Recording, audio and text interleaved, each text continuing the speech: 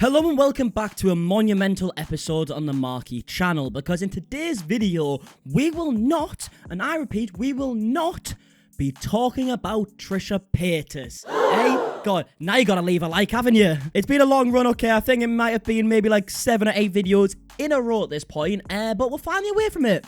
For now, I'll see you again tomorrow. But yeah, either way, today's video is going to be another topics video, ladies and gentlemen. We're going to start with the small stuff and work our way up to the bigger stuff. You guys know how this works. And also, before we do actually start this video, if you do want to subscribe, please do. It takes 2 seconds. You scroll down, you click one button, you get notified when I upload videos. So it's a win-win in my opinion. But yeah, either way, the first couple of topics are about TikTokers, and then we'll get into the YouTuber stuff later in the video, starting with the Sawyer boys. Now, if you don't know who the Sawyer boys are, it's basically Bryce Hall and his, like, little minions of a group or whatever. I don't know. It was basically, like, the Sidemen, but, like, a very LA fuckboy version. Well, they all recently broke up. We had Noah Beck talking shit about a couple of people. Bryce Hall responded, talking shit about Noah Beck. But one person Noah Beck also spoke about was Griffin Johnson. If you remember, Griffin Johnson is actually Dixie D'Amelio's ex, and Noah Beck is now currently seeing Dixie D'Amelio, even though him and Griffin were friends. Now, the reason why I say friends like this, because Noah Beck came out in an interview and basically said they were never friends, and Griffin Johnson has responded to that. Are you mad at Noah? No. I mean,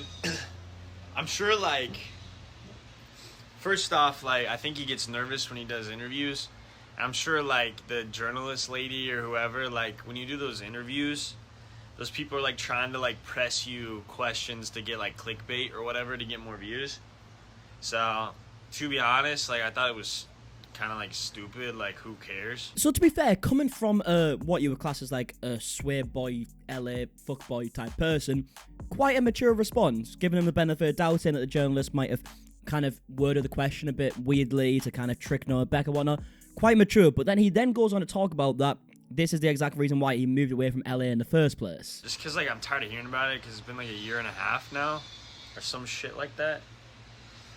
But to be honest, I was a little bit angry at first because I'm like, it's just annoying because then it's like the Snapchat articles and like the news articles on my name and blah, blah, blah, blah. And like, I just don't want to be associated with those people.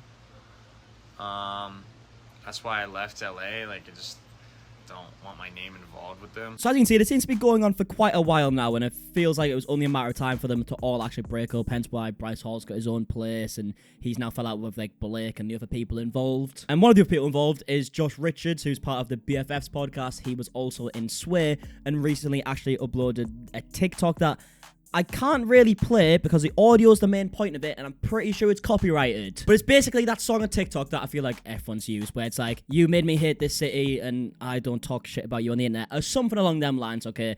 Clearly kind of a bit of a response to, like, the Sawyer boys, Bryce Hall specifically, I'm assuming. And he uses a caption here saying, the boys really using this audio lately. And then someone actually commented saying, the boys are fighting, maybe you need to get them all in BFFs to resolve this. And Josh Richards replied saying, whole Sawyer boys podcast episode. So quite clearly it was aimed at them. Are they going to do an episode where they kind of talk about all the beef and go through it? I would actually, weirdly enough, be fairly interested just to hear the behind the scenes stuff that was going on, because in my eyes, these, like, TikTok houses where you're moving with people you barely know, they're just kind of popping on TikTok, can only be a recipe for disaster. And I would love to know the behind the scenes of why people thought they were going to work and how it actually went wrong. So I would actually be interested, as much as I'm not usually interested in this type of stuff. But yeah, let me know. Would you be, or would you not care? Let me know. And now, sticking with TikTokers, actually, we've actually got Taylor Holder, who actually fought a Nissan Gib in a boxing event a few months ago. Well, it turns out it looks like he's now having another fight. Well, Harry Jowsey from Too Hot to Handle on Netflix actually tweeted out this picture right here saying Fight Club, with Triller saying Holder versus Jowsey in September 2021, which is a bit nuts to me because that is literally coming up in just a few days, so I don't know why they've only just announced a fight now. I feel like this isn't the actual date, and this is just like a fake post that they've made to kind of hype it, but maybe I'm wrong. But Taylor Holder actually replied to this saying the bigger they are, the harder they fall, so it seems like they're both down for it. I feel like Harry Jowsey looks way, way, way bigger than Taylor, and Taylor was complaining saying Gib was too big for him, even though Gib is literally about my height. He's just probably a bit wider and more muscular. So I'm just like, I don't really understand how that would work in terms of weight or anything like that, because Taylor did use it as an excuse last time. But who knows? Let me know. Would you be interested? I'm not gonna lie, that would probably be the first, like, YouTube, TikTok type of fight. that I probably wouldn't watch. But yeah, let me know. Now, as much as we aren't going to be talking about Trisha Paytas this episode, we're going to get pretty close, because we're going to talk about Moses and Ethan Klein. Basically, Moses been responding to a bunch of the stuff that's been happening recently. He tweeted here saying, I didn't unfollow anyone. They blocked me, so it looks like I don't follow them. I'm not that petty, and on IG, why block that? And obviously that being because people had said, I even said it in one of my videos, that it looked like they all had followed each other. Turns out Moses said he just got blocked. And then even went further and actually replied to another tweet saying, why the things they say are jokes or were not meant to hurt, but once I say one thing, they block me. At least be fair. You will never know my full experience with them in the last year. So obviously kind of suggesting that this has been an ongoing thing. It's been going on for a year, and they're only just kind of speaking up about it type of thing, but said that he's not going to go into too much detail. Let me know, do you feel like there is a lot of stuff that's going on behind the scenes? I mean, clearly there is now, but do you feel like there has been for the past year? Could you tell anything? Let me know in the comment section down below. And now on to the next topic, okay? Because we actually have so many to talk about in this video, so I'm going to try and get through them as quickly as possible. But there's this guy called Shiraz Hassan. I think that's how you pronounce it. I'm sorry if I butchered that. But in the description of this video we're going to talk about, it does say owner of Juggernaut Company fame Shiraz Hassan responds to Charli D'Amelio. So he's some big business person, basically. I haven't got a clue. Well, Shiraz has actually been selling some type of like course on how to become famous or something along them lines. And he actually used Charli D'Amelio in one of his promotional videos, as you can see on screen right now. I'm not going to play it because it's got copyrighted music. But it's basically like, whoa, do you want to be Charli D'Amelio? Well, buy my course and you too can be a D'Amelio. And it's also worth noting as well when the website and the course is $297 for a limited time, apparently. Apparently this was basically $1,000 beforehand. It went down to $300. Someone tells me it was never $1,000,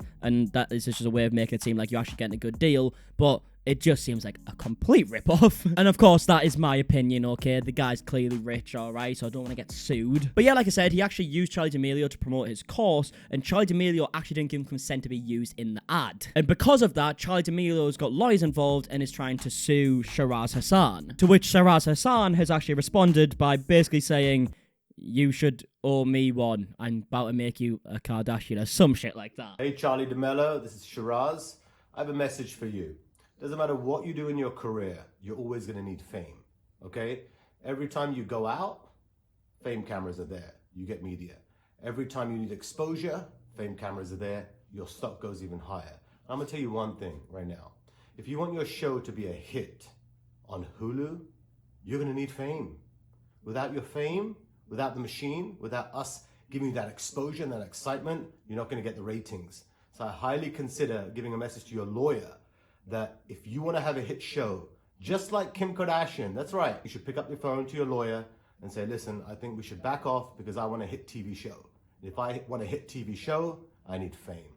God bless. So as you can see, he basically responded by saying, like, you need me and I'm helping you sell your show or whatnot. There's a bit that I cut out as well where he goes on a big rant being like, you know, Kim Kardashian, she knew the power of the media and she would never complain about the media and that's why she's so famous. Which is like, yeah, maybe, but what if Charli doesn't want to be a Kardashian and still can be famous quite clearly without having to put up with media and whatnot? So it just kind of is a bit of a weird response from a guy who seems a bit out of touch, to be honest, and a guy who's using other people to promote his company or course or whatever.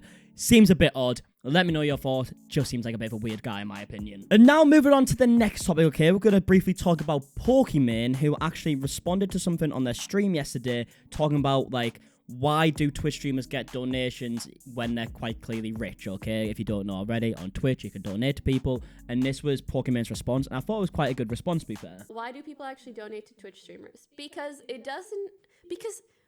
people don't go as far to think, how much does this person need my money? It's people donate because they want someone's attention. And if anything, the richer someone becomes, the more valuable their attention becomes. I think this is like, we all know why, because most people don't, you know, we're not all spending money logically 24/7.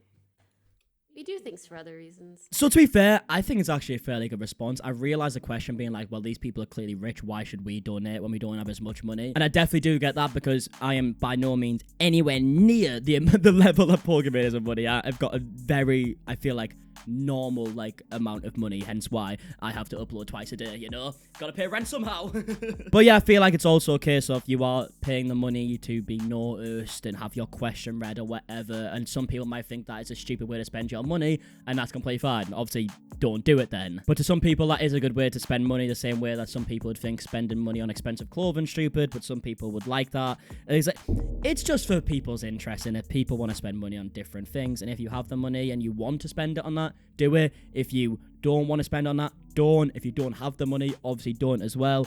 I think it's pretty easy. I think it's pretty straightforward. Just do what you want to do. But yeah, let me know your thoughts on that whole situation, because I know a lot of people do disagree with it. But now on to the last topic, ladies and gentlemen. We're actually going to be talking about David Dobrik, who actually got stopped by the Hollywood Fix recently and had to respond about people who have called him out recently. A few of them people being PewDiePie and Nelk and Steve Will Do It and them lot. First of all, he responds to PewDiePie because PewDiePie said that his house was a bit shit, and this is what he had to say. Question. So PewDiePie made a video the other day and he dissed your house, and he said, he dissed my house. I'm gonna quote exactly what he said. I think overall David being a sociopath and lacking any actual personality, I think that shows in his house. Unbelievable. What do you have to say my about house that? doesn't have personality? He says that's unreal. David being a sociopath and lacking an actual personality, I think that shows in his house. By the way, I love how this interview is repeating the things like, yeah, he called you a sociopath. Can you respond to the fact he called you a sociopath, please? This is some of the worst news I've received all day. Natalie and I will talk about this. We're gonna move. Okay. We're I think your house is pretty dope. So as you can see, he didn't really want to have any bit of that, because I mean, having a beef with PewDiePie is probably the worst thing you can do on the internet, to be fair. But yeah, like I said, not only does he respond to PewDiePie here, he also responds to the Nelk Boys and Steve Will Do It. You watch the Nelk Boys videos? I do, yeah. So they dissed you. Yeah, I see it every day. There's a new thing. Apparently Steve Will Do It caught my watch. Apparently I was gonna buy a watch and he bought it before me. Yeah, unreal. That's some real drama going on too. We're gonna have to get in the ring. What do you have to say about what they said? They said something about your I don't remember exactly what they said, but I just know. I'm just disappointed. Okay. No, I don't know. I don't have anything to say. No, but it's cool. I mean, I think they're joking around, and if they're not, it is what it is. Okay. So there you have it. Okay, that's his response to everything. I feel like he's trying to be very careful. Like I said, David Dobrik's been in a lot of drama as of late, so the last thing he wants to do is probably get himself involved in more and more drama, because even though before this stuff that happened earlier this year, he's probably untouchable, it's not so much now. He can't really afford to get involved in drama with people like PewDiePie and Nelk, who have such a core fan base and will just bring up everything that happened earlier in the year and whatnot. But yeah, let me know your thoughts. Let me know if you agree with the certain things people have said about David. Let me know your thoughts on everything we spoke about in today's video. And yeah, I guess until tomorrow, because I'm uploading daily, I'll see you guys in a bit. Alright, goodbye.